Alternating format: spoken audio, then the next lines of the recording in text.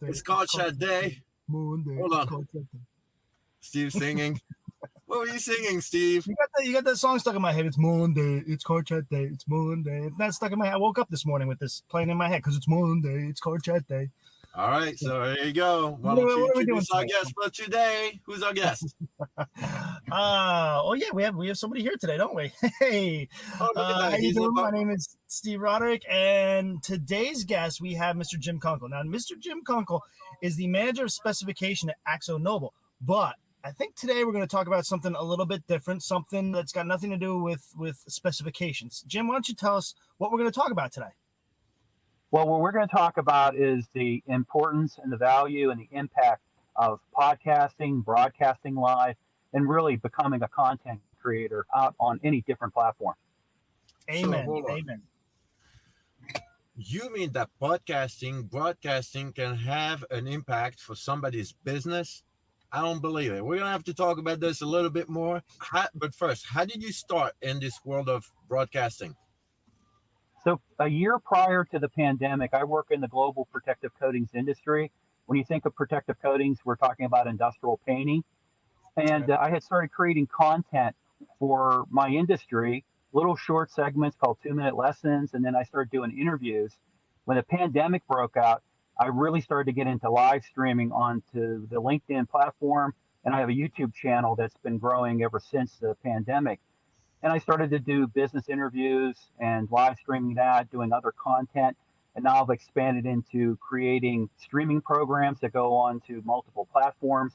And then the big thing for me right now is through LinkedIn audio, where I'm actually doing a Coatings Talk live chat. And then actually I have premiering here this week another live chat called The Rundown, which takes LinkedIn news articles from the week.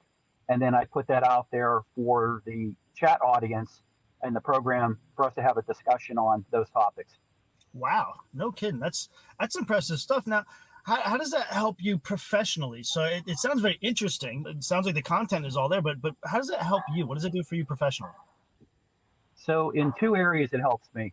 The first thing is related to my job. So I work in an engineering role, managing a team in specifications for Axo Nobel.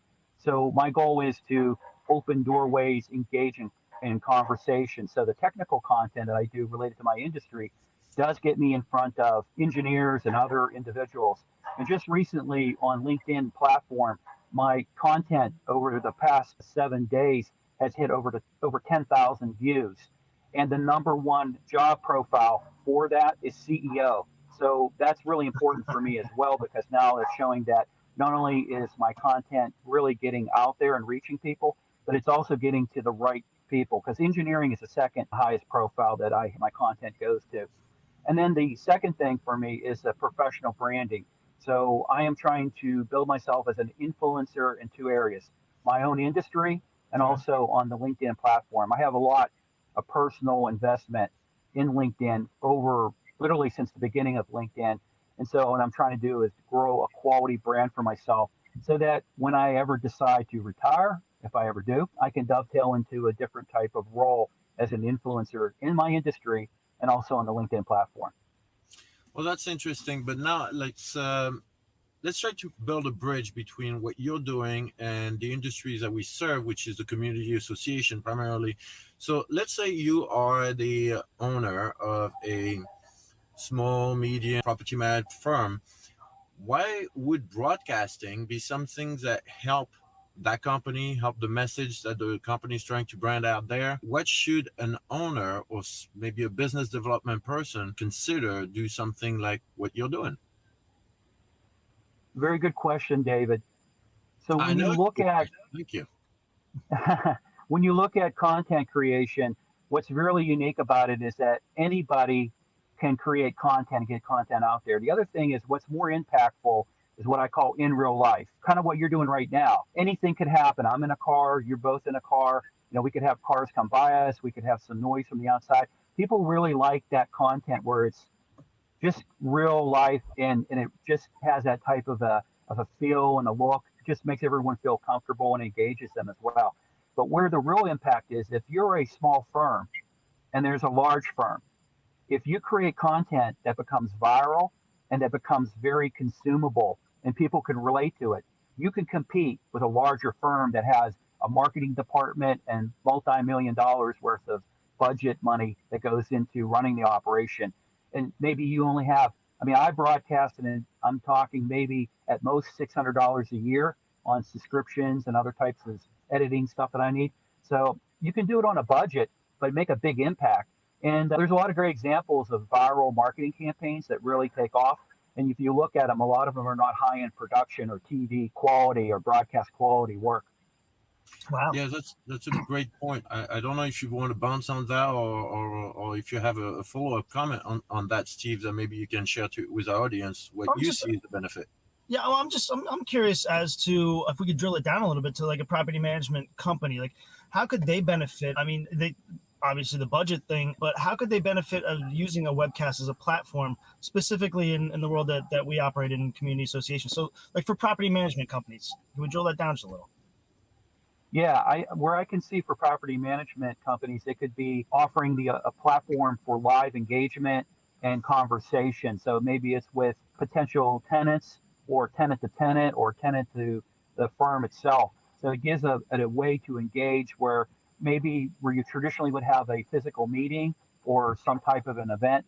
Now you can go to the virtual and make it a little bit more easier for the individual to participate. The other thing is you might be able to bring in other type of third party, maybe affiliates or vendors or other type of business relations that you have and create even a larger online event. And so you mentioned also a pretty wide base, a wide audience that you're getting out there to, and you threw out a very relatively small number of $600 per year. What would a property management company or I don't know, a supervisor of a team, what would they need to get started?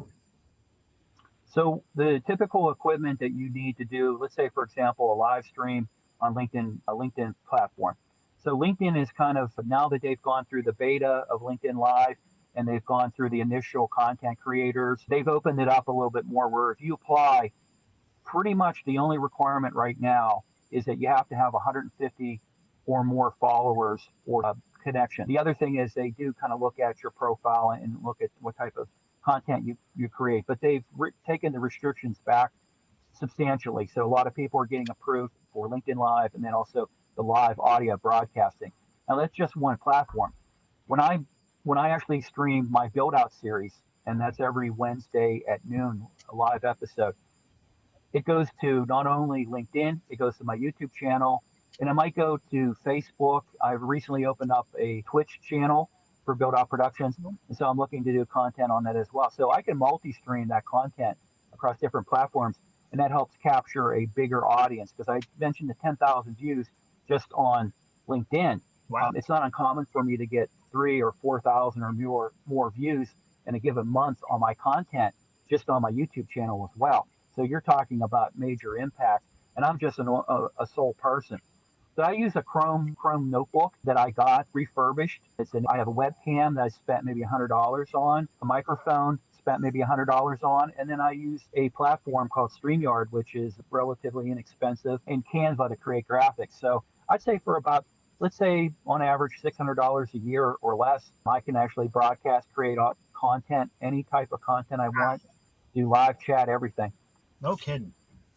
Yeah, and I think it's important to be open up to different ideas. What you just mentioned earlier kind of resonated with me, that you can actually touch your residents. You can touch whether you're managing a condo, whether you're managing an apartment, whether you're managing an HOA. You can actually be really personable with the residents or the communities that you serve by providing either education, introduction, explanation. So let's say, for example, you're about to enter snow season, you can discuss plowing, the challenges that the guys are running into. Maybe it will help the residents be a little more patient with certain service providers if they understand their side of the story. So all that stuff can actually, in the long term, help the managers. So that what you mentioned, Jim, really resonated with me. Now, I know I have a question for you. I'd like to go back to my notes because I kind of lost track of things. Here you go. I had some things I want to ask you. What would you recommend someone that tells you that they cannot stand the sound of their voice? That's a big hurdle to overcome. And when I originally started doing content, I was very nervous. I had a lot of challenges with self-confidence. And then also was a person who believed that the sound of my voice is horrific. No one's going to listen to me. But as I started to do more and more content and grow my confidence, and then all of a sudden I would have people reach out to me saying, I really love your content. Or I've even had on my industry content messages from people that, good example is someone working in the mountains of Pakistan had a challenging situation and picked up a piece of information off one of my broadcasts and actually put that into application and was able to resolve an issue. And they reached out to me and said, hey, you helped me on a project, and it was a 2-minute lesson, So That's really cool. as you get content going and you get more confident, and again, back to that in real life, people do not have an issue if you've got an accent. Let's say you're from Philly and or you're from somewhere else, or you're Jim Kunkle and you sound a certain way, or you think you sound a certain way. Listen, that's it's a mind killer, and don't let that stop you. Is what I would say.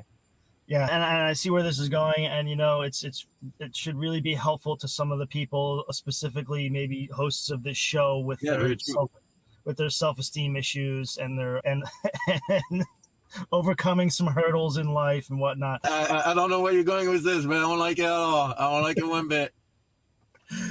No, David, you're fabulous. I was more talking about myself, and my own issues with self-esteem and being able to speak publicly and whatnot. Okay.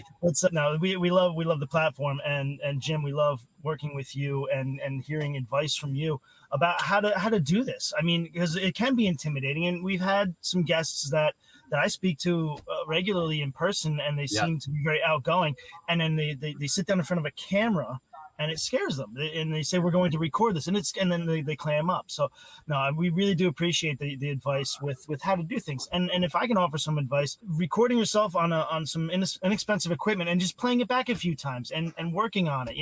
It's kind of like practicing kicking a soccer ball or hitting a baseball or hitting a golf ball, whatever you might do in sports in life. The practice and the ability to look back on it from an arm's length is really incredible. And you can do this very, very inexpensively. But I was just curious David is afraid of the sound of his own voice. We're all kind of afraid of it too. Do you know of any technical tricks or gimmicks that can erase an accent? Just curious. Yeah, I recommend that he puts some marbles in his mouth when he does interviews. More and I marbles? think that will probably correct anything that he might think is a defect.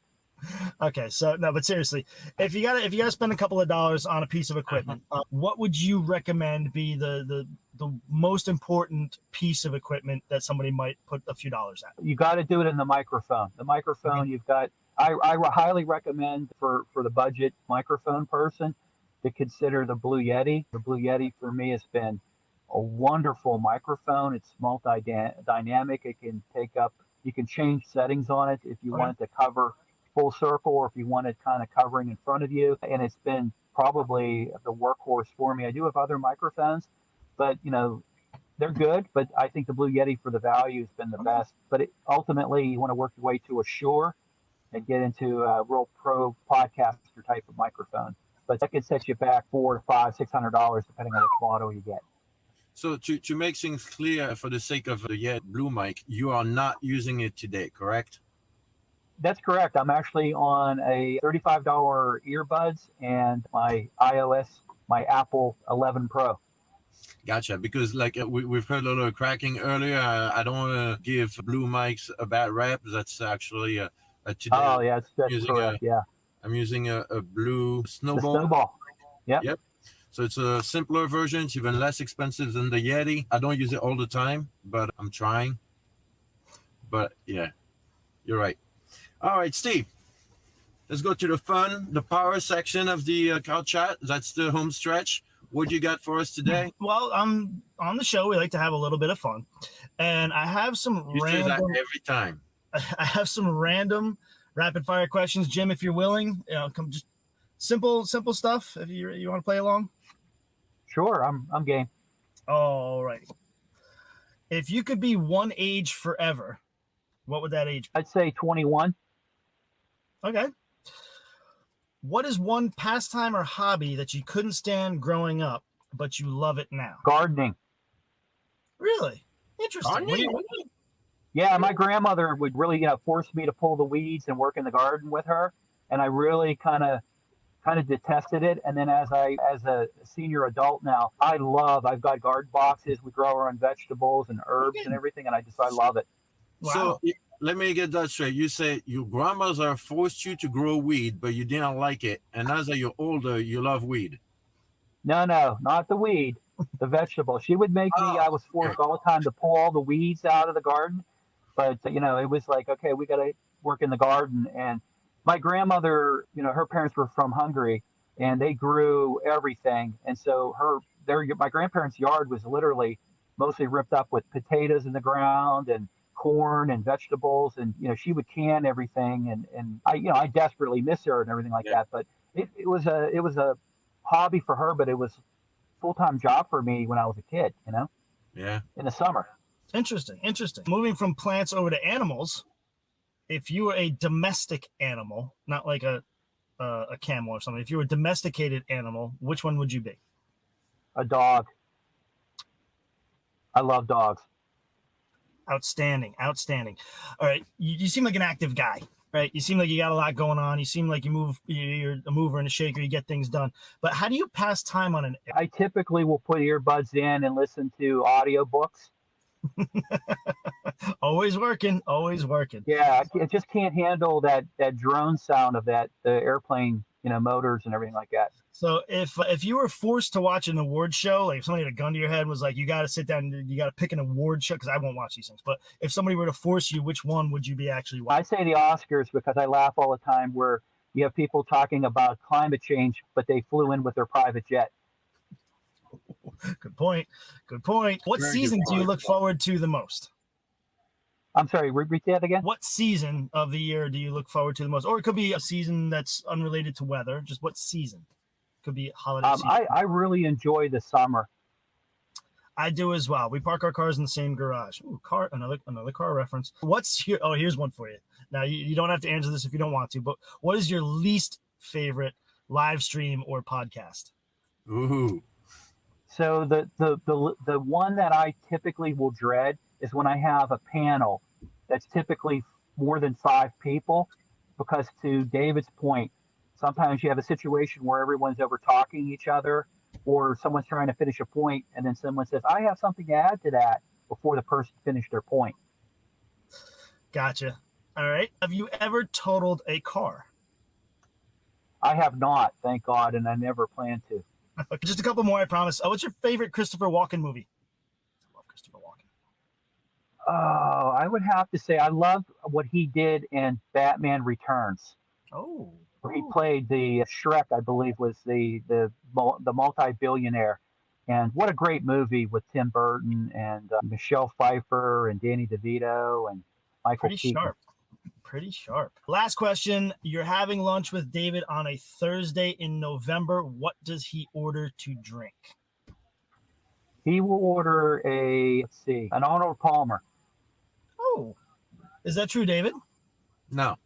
Well, Because in anyway. November we'll be chucking oysters, and I'll have a glass of Sancerre or some kind of Sauvignon Blanc. Sancerre, Yeah, Sauvignon Blanc. Steve, I fail to remember that he is from a refined culture. So That's putting it one way. I got From where a retiring culture? refined Oh, culture. refined. I heard retiring. I'm like, what is this? I never heard No, it. no, I hope not. I hope not. All right. Well, thanks for playing along, Jim. Now is the part of the show we like to give our guests the microphone. You can plug maybe your favorite charity, your business. It could be your podcast, could be your live streams, whatever you want to plug. The mic is yours, Jim. Go for it.